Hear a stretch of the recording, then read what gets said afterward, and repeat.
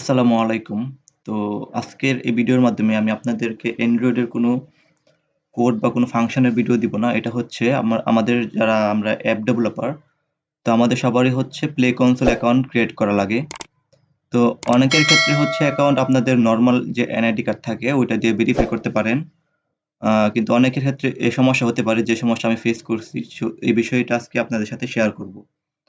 এই ভিডিওটা পুরোটা দেখলে আপনারা হয়তো বুঝতে পারবেন বা এই বিষয়ে আইডিয়া থাকবে আপনাদের কিভাবে কি করতে হবে। তো এখানে সমস্যা যেটা হয়েছিল আমার, যেটা হচ্ছে আমার উম এনআইডি কার্ডটা দেখেন, আমি যে আইডি কার্ডের তথ্য দিয়ে অ্যাকাউন্টটা ক্রিয়েট করেছিলাম, সেই আইডি কার্ডের আমার এই আইডি কার্ডটা হচ্ছে ২০০৮ সালে এটা ১ম আ দিছিল আরকি। ১ম ওই থেকে নির্বাচন অফিস থেকে এটা দেওয়া হয়েছিল। তো আমি এই কার্ড সাবমিট দেওয়ার পরে আমি এখানে আমার ভেরিফিকেশনটা রিজেক্ট করে দেয় ১ম এ, যে তারা ভেরিফাই করে নাই। এখানে আমার বলছে যে এই কার্ডের মেয়াদ শেষ। মানে এক্সপায়ার হয়ে গেছে আর এটাকে তারা আ করতে পারতেছে না, ভেরিফাই করতে পারতেছে না। তো আমি ১ম এ রাতের বেলা এটা সাবমিট দিছিলাম। মনে করছিলাম ওই সময় মনে হয় ইমেজের কোয়ালিটি বা একটু ব্লারি টাইপ ছিল, যার জন্য মনে হয় এই সমস্যা হয়েছিল। দিনের বেলা আলোতে ছবি তুলে আমি সেম ভাবে আবার সাবমিট দিছি। সেম একই সমস্যা এখানে দেখালো। আবার রিজেক্ট করে দেওয়া হয়েছিল। আচ্ছা।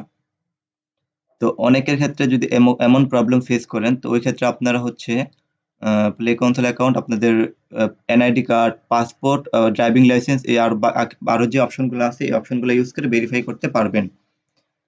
তো আমার যেহেতু এনআইডি কার্ডের সমস্যা ছিল, সেক্ষেত্রে আমি পরবর্তীতে ড্রাইভিং লাইসেন্স দিয়ে ওইটা ভেরিফাই করি। ড্রাইভিং লাইসেন্স সাবমিট দেওয়ার পরে ওরা হচ্ছে আমার অ্যাকাউন্টটা কমপ্লিটলি ভেরিফাই করে দেয়। তো অনেকে যদি আপনারা দেখেন আপনাদের এমন যদি কোনো সমস্যা হয় যখন আপনাদের এনআইডি এর সেম প্রবলেম দেখায়, ওই ক্ষেত্রে আপনাদের ড্রাইভিং লাইসেন্স অথবা পাসপোর্ট যেকোনো একটা ইউজ করে আপনাদের অ্যাকাউন্টটা ভেরিফাই করতে পারবেন। আ আপনারা হচ্ছে অ্যাকাউন্ট ইউজ করতে পারবেন, ঠিক আছে। কিন্তু ওই ওই যখন আপনারা অন্য মেথড, মনে করেন আপনি এনআইডি দিয়ে অ্যাকাউন্টটা ক্রিয়েট করে ফেলেছেন, এখন আপনার ওই এনআইডি দিয়ে আর অ্যাকাউন্টটা ভেরিফাই করতে পারতেছেন না। ওই ক্ষেত্রে যখন আপনি যেমন পাসপোর্ট অথবা ড্রাইভিং লাইসেন্স যেটা ইউজ করবেন, ওইটার মধ্যে যে ইনফরমেশন থাকবে, যে নাম, অ্যাড্রেস যেভাবে থাকবে ওই সেম ভাবে হচ্ছে আপনার প্লে কনসোল অ্যাকাউন্টের মধ্যে আ প্রোফাইলে যায় ওইটা এডিট করে ওই পাসপোর্ট অথবা ড্রাইভিং লাইসেন্স যেটা দিয়ে ভেরিফাই করবেন ওইটা ইনফরমেশন গুলো সেম ভাবে ওইখানে বসাবেন। ওইটা দেওয়ার পরে আপনারা হচ্ছে পাসপোর্টের এনআইডি যেভাবে সাবমিট দিতেন, যেমন ফ্রন্ট পেজ, ব্যাক পেজের ছবি তুলে, ওই ক্ষেত্রে ড্রাইভিং লাইসেন্সের ক্ষেত্রেও সেম। ফ্রন্ট পার্ট এবং ব্যাক পেজের ছবি তুলে ওইটা আপনারা সেম ভাবে সাবমিট করবেন। তো এখানে এনআইডি সাবমিট ভেরিফাই করার জন্য ওরা নতুন আরেকটা অপশন যোগ করেছে, যেটা হচ্ছে আপনারা ১ম পার্ট এনআইডি অথবা পাসপোর্টের ফ্রন্ট এবং ব্যাক ২ টার সাবমিট দেওয়ার পরে পরবর্তীতে দেখবেন আপনাদের এখানে একটা ডকুমেন্ট চাইবে। যেখানে আপনাদের কারেন্টের বিল অথবা আ ব্যাংকের স্টেটমেন্ট দেওয়া লাগে। তো এখানে এত ঝামেলা করার দরকার নাই। ওইখানে আপনার সেম ভাবে যে ডকুমেন্ট দিয়ে আপনারা ভেরিফাই করার জন্য সাবমিট দিবেন বা যে ডকুমেন্ট ইউজ করবেন, ওই ডকুমেন্টের ব্যাক পার্টের যে ফটোটা তুলবেন ওই সেম ফটো এখানে আপলোড দিয়ে সাবমিট দিবেন। তাহলে আপনাদের এনআইডিটা প্লে কনসোল অ্যাকাউন্টটা ১ থেকে ২ ঘন্টার মধ্যে ভেরিফাই হয়ে যাবে।